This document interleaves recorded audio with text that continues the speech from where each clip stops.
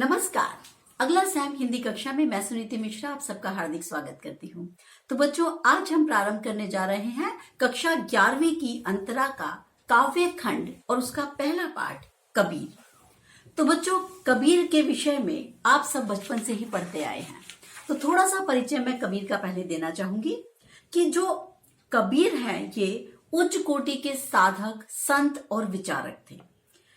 भारतीय समाज में व्याप्त जाति पाति, अंधविश्वास, बाह्य आडंबर, मूर्ति पूजा, धार्मिक संकीर्णता का उन्होंने डटकर विरोध किया। आप जानते हैं, हम प्रारंभ से ही इनको इसी प्रकार के दोहे पढ़ते आए हैं कि जात पात पूछे नहीं कोई, हरि को भजे सो हरि का होई, या माला फेरत जुग भया फिरा न मन का फेर, कर का मन का डारी दे मन का फेर।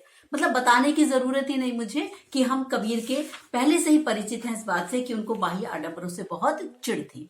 तो जो इनका पहला दोहा है बच्चों, इसमें जो आपका पाठ्यक्रम है इसमें कबीर के 2 दोहे मैं आपको पढ़ाऊंगी, 2 पद पढ़ाऊंगी। तो जो पहला पद है, दोहा नहीं पद, जो पहला पद है उसमें भी बाह्य आडंबरों का डटकर विरोध किया गया है। तो इसमें वो हिंदू और मुसलमान दोनों की परंपराओं को ही नकारते हुए दिखलाई देते हैं। तो जो पहला दोहा मैं प्रारंभ करती हूं। अरे इन दोहुन राह न पाई, हिंदू अपनी करई बड़ाई, गागर छुवन न देई, बेस्या के पायनतर सोवे, यह देखो हिंदू आई। अब यहाँ पर जो कबीर हैं ये बता रहे हैं कि हिंदू और मुसलमान दोनों के ही धर्म आचरण पर उन्हें ऐतराज है।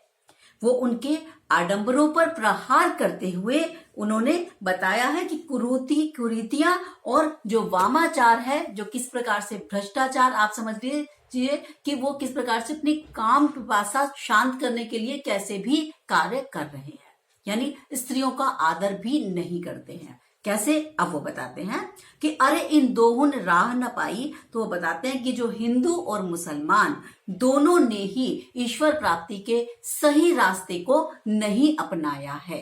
कैसे? हिंदू अपनी करई बढ़ाई, गागर छुवन न देई। और कहता है, हिंदुओं के बारे में बताते हुए कबीरदास जी क्या कहते हैं कि ये लोग सिर्फ अपनी और अपनी प्रशंसा में लगे रहते हैं और इतना छुआछूत को मानते हैं कि अपनी गागर, यानी अपना जो बर्तन, गागर क्या होता है जिसमें पानी भर के कुएं से लाया करती थी स्त्रियां, तो कह रहा है वो जो गागर है, हिंदू इतना छुआछूत को मानता है कि ये बड़ी जाति का, ये छोटी जात का है, कि ये अपनी गागर को भी, पानी भरने वाले बर्तन तक को किसी को हाथ नहीं लगाने देते। और ये कितनी दुख की बात है। फिर वो इनके आगे के कुकर्मों की बात करते हुए बताते हैं कबीर, बैस्या के पायन तर सोवई, यह देखो हिंदू आई। तो वो कह रहे हैं कि ये ऐसे हिंदू हैं जो वैश्या के पायन, मतलब वैश्या कौन होती थी, जो स्त्रियां जो नृत्य करके या अपना कई बार अपने मजबूरीवश अपने शरीर को बेचकर अपना जीवन यापन करती थी। तो समाज, उस समय के समाज में उनको कभी भी आदर की दृष्टि से नहीं देखा जाता था। तो ये कह रहे हैं कि ये जो हिंदू है ये कैसा है, इतना अपनी काम लिप्सा में लिप्त रहता है कि अगर देखा जाए वैसे तो अपनी छुआछूत मानेगा कि मेरे बर्तन को भी मत छू देना, तुम छोटी जाति के हो, और वैसे रात्रि के समय में बुरे काम करते हैं, यानी वैश्या के पैरों के नीचे जाकर सोए रहते हैं, यानी वैश्या के हाथों बिक जाते हैं। यह देखो हिंदुआई कह रहा है, तब इनका हिंदुत्व कहाँ चला जाता है, तब इनकी श्रेष्ठता कहाँ चली जाती है कि हम तो ब्राह्मण हैं और हम तो किसी को हाथ भी नहीं लगाने दे सकते स्वयं को। अब ये कहते हैं, अब आते हैं मुसलमान पे। कहते हैं मुसलमानों की भी हालत कोई इनसे अच्छी नहीं है, मुसलमान के पीर औलिया मुर्गी मुर्गी खाई। कह रहा है, और जो मुसलमान है वैसे तो ये पीर फकीरों के भक्त बने फिरते हैं। कहते हैं कि छोटे से छोटे जीव को के लिए भी हमें स्नेह रखना चाहिए, और लेकिन ये क्या करते हैं कि मुर्गी को मार मार कर खाते हैं, यानी कि इतने सारे जीव हत्या करते हैं, पशुओं को मार मार कर भक्षण कर लेते हैं, खा जाते हैं। तब जीव आध्यात्मिकता में उनकी जब जीव हत्या करते हैं तब उनकी आध्यात्मिकता, उनका दया कहाँ चली जाती है। तो इस बात पर कबीर क्रोधित हो रहे हैं। खाला केरी बेटी ब्याहे घरई में करई सगाई। और कह रहा है ये किस प्रकार की इनका आचरण है, मुझे समझ नहीं आता कि अपनी ही खाला, मतलब अपनी ही मौसी के, मामा के घरों में बेटियों को की शादियां कर लेते हैं, यानी जबकि होना क्या चाहिए। तो वो ये कह रहे हैं घरई में करई सगाई, यानी ये तो मौसी की बेटी तो बहन के बराबर होती है, तो किस प्रकार से ये अपने ही घरों में इस तरीके की रिश्तेदारी कर लेते हैं, ये बात भी कबीर को इस बात से भी वो क्रोधित है। कह रहे ऐसे वामाचार में कैसे मैं मान लूं कि ईश्वर उनका सहायक हो सकता है। बाहर से एक मुर्दा लाए, धोए धाए चढ़वाई। और कह रहा है कितनी अजीब सी बात है कि बाहर से लाते हैं, यानी बकरा वकरा मार के ले आते हैं ना, और उसके बाद कहना उनको ईश्वर पे चढ़ा देते हैं, और चढ़ाने के बाद उसको नहला धुला के पूजा करने लग जाते हैं उसकी। कह रहा है ये किस तरीके का उचित बात है कि एक मुर्दे को लाकर आप धो धा के ईश्वर पे चढ़ाते हो और ये कहते हो कि ईश्वर इस बात से प्रसन्न हो जाएगा। तो कह रहे हैं कि इस प्रकार का आचरण बिल्कुल भी उचित नहीं ठहराया जा सकता। सब सखियां मिली जेवन बैठे, घर भर करई बड़ाई।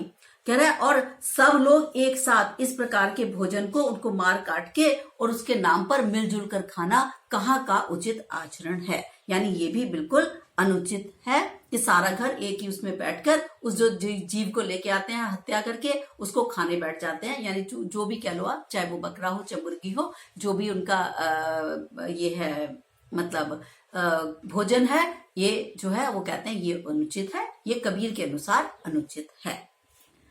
कबीर कहते, अब आगे कबीर क्या कह रहे हैं, हिंदुओं की हिंदुआई देखी, तुर्कन की तुर्काई।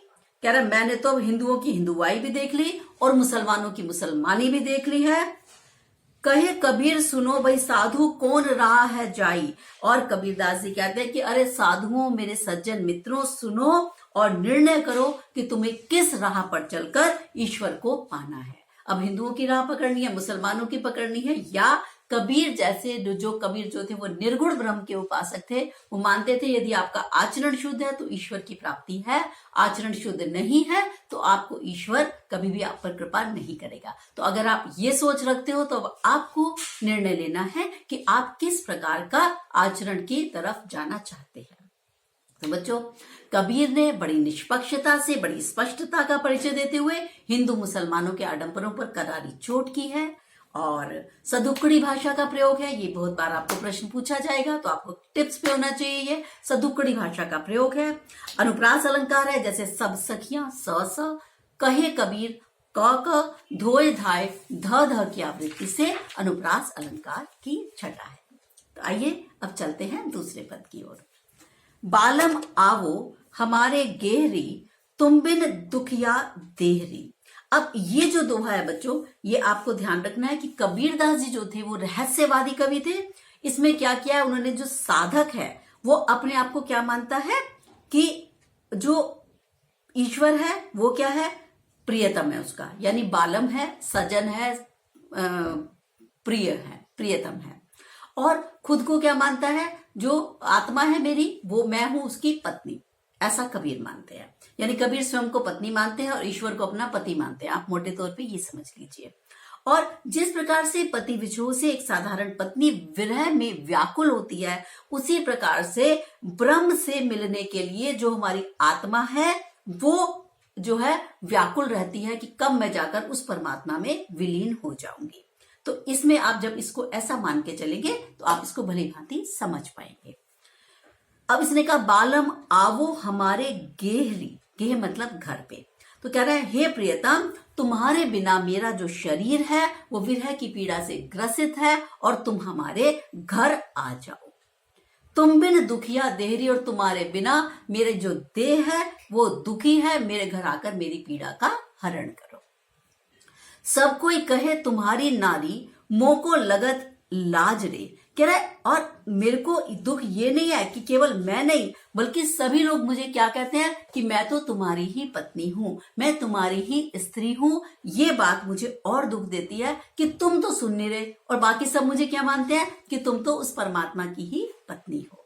और इससे मुझे क्या होता है, मोको लगत लाजरी, और इससे मुझे बहुत लज्जा आती है कि तुम मुझे सनाथ करते हुए भी मेरे घर पे नहीं आते। दिल से नहीं लगाया तब लग कैसा स्नेहरी, कि जब कभी तुमने मुझे अपने हृदय से नहीं लगाया, अपने दिल से नहीं लगाया, तो मैं कैसे मान लूं कि तुम मुझ पर बहुत अधिक स्नेह रखते हो। तो कह रहा अब तो मुझे ही ये शंका होने लगी है कि तुम मुझसे प्रेम करते हो कि नहीं। कह रहा जब तुमने मुझे अपने दिल से नहीं लगाया तो कैसे मान लूं कि तुम मुझसे प्रेम करते हो। कैसा प्रेम है ये।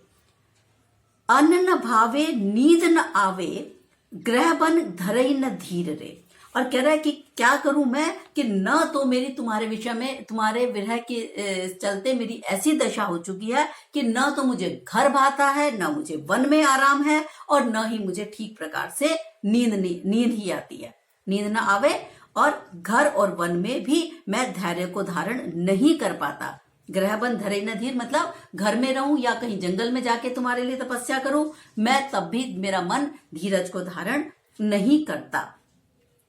कामिन को है बालम प्यारा, जो प्यासे को नीरी। कह रहा है जिस प्रकार से कामिनी स्त्री को उसका बलमा, उसका सजना बड़ा प्यारा होता है, उसी प्रकार से मैं तुमसे प्यार करती हूँ, जो प्यासे को नीरी। और जैसे प्यासे व्यक्ति को सिवाय पानी पानी के कुछ नहीं सूझता, इस प्रकार से मैं तुम्हारे जो है प्रेम की प्यासी हूं। है कोई ऐसा पर उपकारी, पिवसो कहे सुनायरी।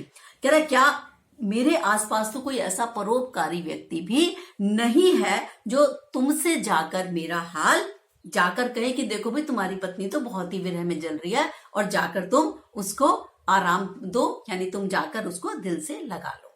तो कह रहा मेरे पास तो कोई ऐसा परोपकारी व्यक्ति भी नहीं है जो मेरे हाल, जो मेरा ऐसा विरह में हाल हो रहा है, जाकर मेरे प्रियतम से यानी तुमसे जाकर कहे। अब तो बेहाल कबीर भयो है, बिन देखे जीव जाए रे। कह रहा और अब मेरा क्या हो रहा है, तुम्हारे विरह में मेरी ऐसी दशा हो चुकी है कि ऐसा लग रहा है बस अब मेरे प्राणों का अंत हो जाएगा यदि तुमने आकर मुझसे अपना मिलन नहीं किया। आप आकर मुझसे नहीं मिले, आपने आकर मुझे हृदय से नहीं लगाया, तो बहुत जल्दी ही मेरा प्राणांत हो जाएगा। तो ये कबीर कह रहे हैं। यानी बालम और तुम्हारी नारी में, इसमें क्या है, कबीर ने स्वयं को ब्रह्म की पत्नी के रूप में देखा है। दूसरा, ब्रह्म रूपी प्रियतम से मिलने की तीव्र उत्कंठा है यहां पर दिखाई गई है। बिन देखे जीव जाए रे में क्या है, प्रेम की उत्कटता है बच्चों, और विरह की व्यंजना जो है व्यंजित हुई है।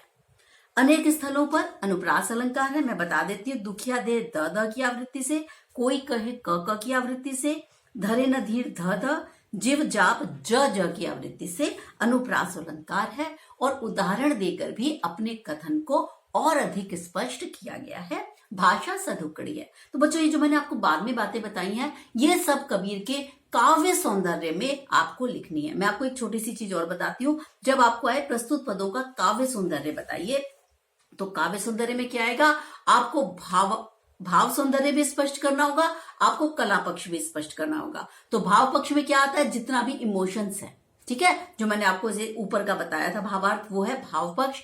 और कला पक्ष क्या होता है, जो मैं आपको ये बता रही थी कि इसमें जो कैसी व्यंजना शक्ति का प्रयोग किया गया है, इसमें अनुप्रास अलंकार है, भाषा कैसी है, उदाहरण देकर कथ्य को स्पष्ट किया गया। तो जो भी शिल्प संबंधी यानी शिल्प सौंदर्य में क्या आता है, ये इस प्रकार के कथनों को आपको एक्सप्लेन करना होगा।